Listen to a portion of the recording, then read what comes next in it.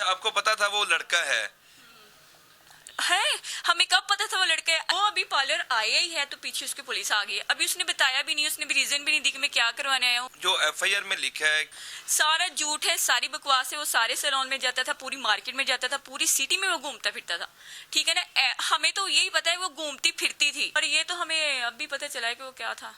पास जाता था, सारे सैलून में जाता था, सबसे काम करवाता था, हमसे भी काम ही करवाता था। उसने काम भी करवाया आके कभी? यहाँ पे हाँ, बहुत उसने प्लेकिंग करवाई है, वैक्स करवाई है, मेकअप भी करवाया उसने काफी दफा। यहाँ नकाब था वो डाले रखता था? अच्छा, मेकअप में नकाब कैसे वो डाल के मेकअप करवा सकता था? जब वो मेकअप करवाता था तब वो बिल्कुल ऐसे ही होता था, नकाब के बिना होता था, और उसका फेस बिल्कुल लड़कियों जैसा होता था। अस्सलाम वालेकुम नाज़रीन, मैं हूं आपका मेजबान सुल्तान मिर्जा। आप देख रहे हैं हमारा यूट्यूब चैनल 50 न्यूज़। नाज़रीन, इस वक्त हम मौजूद हैं एन अरीशा ब्यूटी पार्लर पर, जहां पर जो जड़ावाला थाना सिटी की जो पुलिस है उसने यहाँ पर रेड किया था, और जो एफआईआर दर्ज हुई थी उसमें तहरीर किया गया था कि यहाँ पर जो एक लड़का है जो फीमेल के लिबास में जो है यहाँ पर जो कस्टमर आते हैं उनको काम करता है, और उसके साथ साथ यहाँ पर जो इस पार्लर में जो है लड़कियों को ट्रेनिंग भी दी जाती है पार्लर के काम की, तो वो उनको ट्रेन भी करता है, और जो आने वाला कस्टमर है उसको चेक इन भी करता है। तो इस मामले पर जो एफआईआर तो पुलिस ने दे दी, जो पुलिस की तरफ से जो तस्वीर जो लड़के की थी जो सोशल मीडिया पर वायरल हुई, उसमें वाज़िया तौर पर देखा जा सकता है कि जो लड़का था जो जिसने लड़की का लिबास पहना हुआ था, उसकी बाकायदा तौर पर उसकी मूंछें और उसकी दाढ़ी भी जो नज़र आ रही है।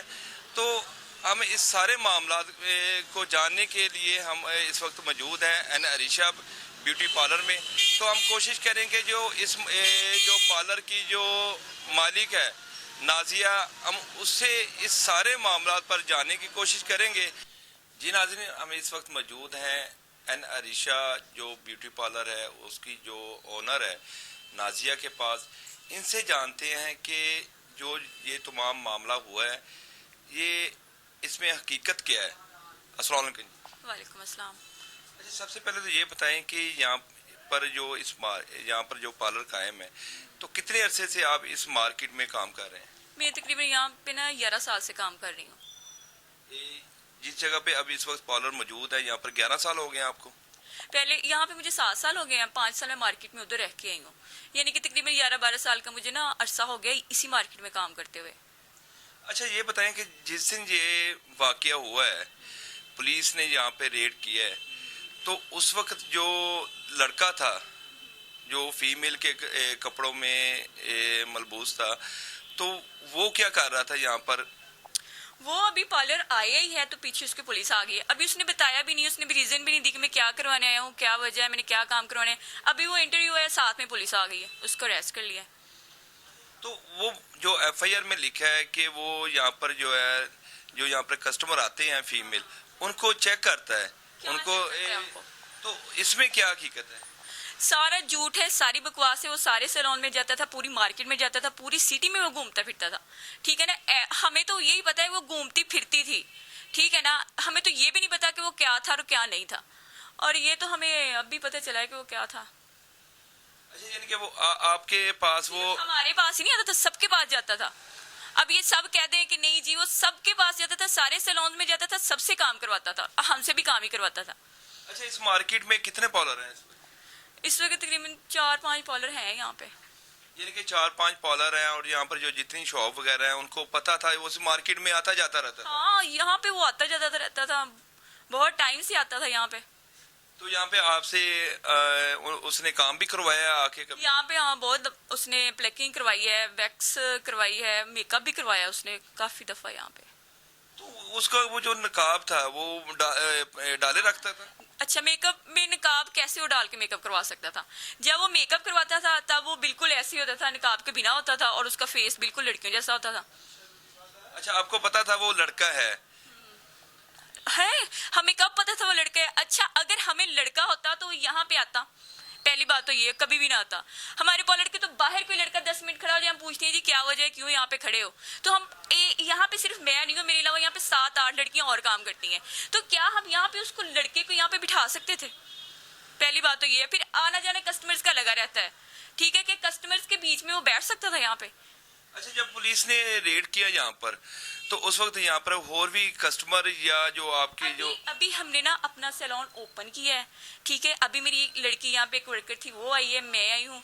हमारे पीछे ये आयजा आ गई है, जिसको अब अरसलान कह रहे हैं कि अरसलान है, वो आयजा आ गई है। अभी इसने हमें बताया भी नहीं क्या करवाना है, क्या काम है, क्या नहीं है, पुलिस आ गई है।